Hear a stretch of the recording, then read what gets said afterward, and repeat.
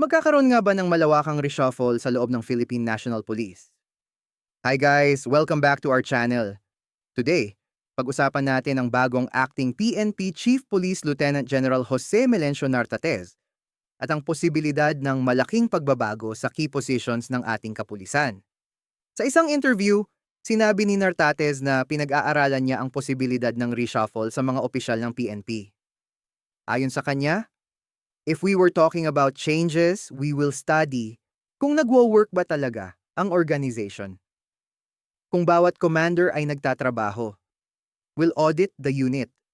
Matatandaan na si Nartates ay pumalit kay dating PNP Chief Police General Torre matapos umano itong hindi sumunod sa utos ng National Police Commission o NAPOLCOM na i-reverse ang kanyang mga appointment noong Agosto 5.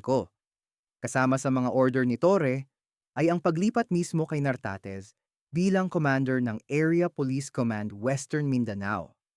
Pero ayon kay Nartates, susunod siya sa guidance ng NAPOLCOM tungkol sa reversal ng orders na may kinalaman sa 11 police officials. Dagdag pa niya, ang Chief PNP ay isang nangungunang miyembro ng NAPOLCOM sa ex-officio capacity. So, voting yun, may boses yun doon. At syempre, kung may resolution, i-implement natin yan.